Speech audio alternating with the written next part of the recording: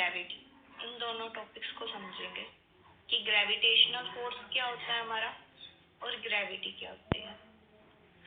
अगर हम gravitational force की बात करें तो ग्रेविटेशनल फोर्स क्या होता है। सबसे पहले ये न्यूटन ने सबसे पहले से देखा था ग्रेविटेशन को। न्यूटन ने ग्रेविटेशनल फोर्स होता क्या है कि जब भी कोई भी टू ऑब्जेक्ट्स है, कोई भी टू ऑब्जेक्ट्स किसी भी शेप के, नॉट सर्कुलर, उनके बीच में जो अट्रैक्शंस होती हैं उस फोर्स को क्या कहते हैं, फोर्स ऑफ ग्रेविटेशन। ठीक है, मतलब कोई भी टू ऑब्जेक्ट्स की यूनिवर्स के कोई भी टू ऑब्जेक्ट्स है, जब उनके बीच में अट्रैक्शंस प्रोड्यूस होती हैं उस टाइम पे जो फोर्स लगता है ना उसे क्या बोलते हैं, ग्रेविटेशनल फोर्स। ठीक है, और ग्रेविटी जो है वो हमारी अर्थ से रिलेटेड, ग्रेविटी जो है वो अर्थ के लिए यूज होता है। इसका मतलब क्या है कि कोई भी प्लेनेट, हम किसी भी प्लेनेट पे भी लगा सकते हैं कि जैसे कोई भी प्लेनेट है ना, उसकी किसी भी ऑब्जेक्ट को अट्रैक्ट करने की जो पावर है वो क्या है, ग्रेविटी। ठीक है, जैसे हमारी अर्थ की कुछ ग्रेविटी है, मून की भी ग्रेविटी है, तो वो क्या है, उस अर्थ के अर्थ की अट्रैक्ट करने की जो पावर है किसी भी चीज को, वो क्या है, ग्रेविटी।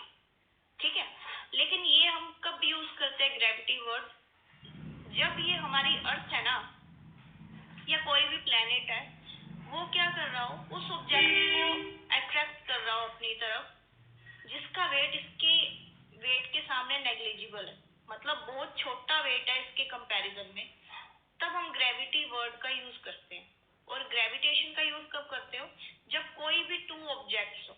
ठीक है, जब कोई भी टू ऑब्जेक्ट्स हो उनके बीच में जो फोर्स ऑफ अट्रैक्शन क्रिएट हो रहा है वो क्या है, ग्रेविटेशनल फोर्स है। ठीक है, अगर मैं कहूँ कि ये जो ग्रेविटेशनल फोर्स है ये ग्रेविटी है तो ये भी सही है। क्यों, क्योंकि इसमें अगर ये एक ऑब्जेक्ट बड़ा हो गया, एक छोटा हो गया, ठीक है, अब भी तो अट्रैक्शन हो रही है ना, तो ये इसका जो है एक पार्ट ही है ग्रेविटी भी। ठीक है, बस इसमें क्या हो जाता है कि जो आपका दूसरा ऑब्जेक्ट है उसका वेट जो आपका फर्स्ट ऑब्जेक्ट है उसके सामने नेग्लिजिबल होता है। ठीक है, मतलब अगर इसका 100 किलो है तो इसका 0.0000001 इतना वेट हो या इससे भी कम हो, तब हम क्या कहेंगे कि ये सामने क्या है, नेग्लिजिबल है। उस टाइम पे जो फोर्स लगेगा वो आपका कौन सा फोर्स होएगा, ग्रेविटी होगा। ठीक है, अब हम इसको बात करते हैं कि जो हमारा ग्रेविटेशनल फोर्स है ये होता क्या है। अगर हम न्यूटन के या आइंस्टीन की कंक्लूजन की बात करें कि उन्होंने क्या बताया था, तो उन्होंने क्या बताया था कि फोर्स ऑफ अट्रैक्शन है, force of attraction between two masses. ठीक है, ऑब्जेक्ट्स या masses is called gravitational force. और ये इनवर्सली प्रोपोर्शनल किसके होता है, जो उनके बीच में डिस्टेंस है। ठीक है, उसके स्केयर के क्या हो जाता है, ये इनवर्सली प्रोपोर्शनल होता है। मतलब जो ये आपका ग्रेविटेशनल फोर्स है, अगर इसकी हम फॉर्मूला देखें तो आपका क्या है, G F equal to G m1 m2 upon में r स्केयर। ठीक है, ये इसका मैथमेटिकल फॉर्मूला है। इसमें जो ये f है ये क्या है, आपका ग्रेविटेशनल फोर्स है, और ये जो आपका g है ये क्या है, ग्रेविटेशनल कांस्टेंट। ठीक है, और ये m1 m2 क्या है, आपके दो मासेस जिनके बीच में ये अट्रैक्शन लग रही है, और ये जो r है वो क्या है, डिस्टेंस है इनके बीच का, उसका स्केयर। ठीक है, तो ये आपका क्या है, ग्रेविटेशनल फोर्स का फॉर्मूला है। ठीक है, अब हमने ये उनका कंक्लूजन पढ़ा है जो उन्होंने हमें निकाल के दिया है। हम भी सोच सकते हैं कि ये जो ग्रेविटेशनल फोर्स है ये किस टाइप का फोर्स है। अगर हम बात करें, अगर हम कहें कि हमारा जो ऑब्जेक्ट है, कोई भी आपकी अर्थ है या कोई भी आपका प्लेनेट है या आप खुद ही हो, वो किसी ना किसी मटेरियल के बने हुए हैं, है ना, किसी ना किसी मटेरियल के बने हुए हैं। उसमें कार्बन भी हो सकता है, सभी एटम्स, मॉलिक्यूल्स, आयन, सब कुछ है उसके अंदर। ठीक है, लेकिन मेजोरिटी में हमारे पास एटम्स ही हैं, एटम्स हैं या ओर्स हैं। ठीक है, आयंस भी है लेकिन मेजोरिटी में हमें एटम्स ही मिलते हैं। जैसे हम अपनी अर्थ की बात करें तो उसके मतलब सेंटर में जो आपका लावा है वो आयरन की फॉर्म में है। ठीक है, और भी कई मटेरियल्स है। तो जो आपका फोर्स ये मटेरियल लगा रहा है वो किस टाइप का फोर्स होगा, है ना।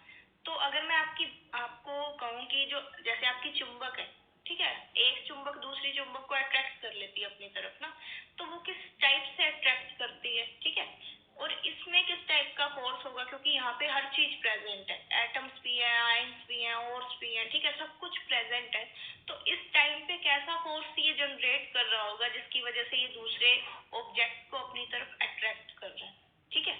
अगर मैं बात करूं, अगर ग्रेविटेशनल फोर्स की बात करूं, तो ये एटॉमिक फोर्स तो नहीं हो सकता ना, कि अगर मैं कहूँ कि दो एटम्स हैं वो एक दूसरे को अट्रैक्ट करें या बॉन्ड बन रहा हो, ऐसा कुछ नहीं है ना, तो ये आयनिक है ना एटॉमिक है, ठीक है। ये फील्ड फोर्स है, ठीक है। हम तीसरी अगर बात करें तो ये कैसा फोर्स है, फील्ड फोर्स है, कि मतलब जो आपका एक ऑब्जेक्ट है उस वो कोई ना कोई फील्ड बना रहा है, किसी भी टाइप का मैग्नेटिक फील्ड हो सकता है, ठीक है। और उस फील्ड के कारण दूसरा जो ऑब्जेक्ट है उसकी तरफ क्या हो रहा है, अट्रैक्ट हो रहा है, ऑफ कोर्स इसका भी फील्ड होगा, ठीक है। तो इस टाइप से हम मतलब समझ सकते हैं कि जो आपका ग्रेविटेशनल फोर्स है वो आया कहाँ से, ठीक है। अभी इसके ऊपर कोई इतना एक्सप्लेन नहीं किया होगा, अगर आप बुक्स भी देखोगे तो आपको सिर्फ डेफिनेशन मिलेगी, लेकिन हम अगर एक्सपेरिमेंट्स के थ्रू देखें तो ये सिर्फ एक फील्ड फोर्स है, अभी तक पूरी तरह से नहीं बताया गया किस टाइप का फोर्स है, ठीक है। तो ये आपका जो ग्रेविटेशनल फोर्स है वो क्या है, आपका फील्ड फोर्स है। फील्ड फोर्स क्या होता है कि मतलब इसका, जैसे आप इलेक्ट्रिक फील्ड पढ़ते हो ना, कि जैसे कोई चार्ज है उसका चारों तरफ अपना एक फील्ड होता है, और उस फील्ड में जब कोई ऑब्जेक्ट आता है तो वो उसकी तरफ क्या होता है, अट्रैक्ट होता है ना। तो इस टाइप से इनका भी कोई ना कोई फील्ड होगा, ठीक है। तो ग्रेविटेशनल फोर्स को हम थोड़ा सा एक्सपेरिमेंटली समझ सकते हैं इस तरह से। अगला हम देखते हैं ग्रेविटी क्या होती है आपकी। ग्रेविटी क्या है, अगर हम ग्रेविटी की बात करें तो ग्रेविटी क्या है, आपकी अर्थ की जो अट्रैक्शन पावर है किसी भी ऑब्जेक्ट को अपने तरफ खींचने की, वो क्या है, ग्रेविटी, ठीक है। लेकिन दिया क्या होता है उस टाइम पे, कि जो उसका मास होगा वो अर्थ के कंपैरिजन में क्या होगा, नेग्लिजिबल होगा, ठीक है, मतलब बहुत कम होगा अर्थ के कंपैरिजन में, उस टाइम पे ग्रेविटी का टॉपिक आता है। और अगर हम ग्रेविटी की बात करें तो इसका फॉर्मूला क्या है, F equal to G m upon r square, ठीक है। ये आपका किसका फॉर्मूला है, ग्रेविटी का। यही आपका ग्रेविटेशन का फॉर्मूला है, बस वहाँ पे m2 आता है। लेकिन ये जो m दूसरा ऑब्जेक्ट है उसका मास नेग्लिजिबल है, तो इसको कैंसल आउट कर देते हैं। उस टाइम पे ये जो आपका ग्रेविटेशनल कांस्टेंट है ये भी कुछ चेंज होता है, ठीक है। तो ग्रेविटी और ग्रेविटेशन जो है एक दूसरे के हम सब्स्टिट्यूट कह सकते हैं, कि जो ग्रेविटेशन है उसके अंदर ही आपका ग्रेविटी है, ठीक है।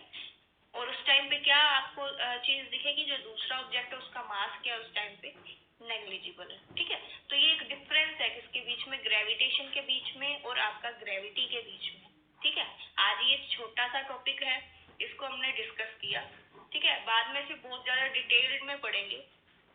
अगर मैं आपको कहूँ कि आपके पास सभी टॉपिक्स हैं साइंस के ना, लेकिन हमें ये नहीं पता कि कौन सा टॉपिक किधर का है, ठीक है। जब एक बार आपने उन सबको पढ़ लिया ना, उसके बाद आपने क्या करना है, आपने एक्सपेरिमेंट्स को थोड़ा थोड़ा पढ़ना शुरू करना, ठीक है। आप खुद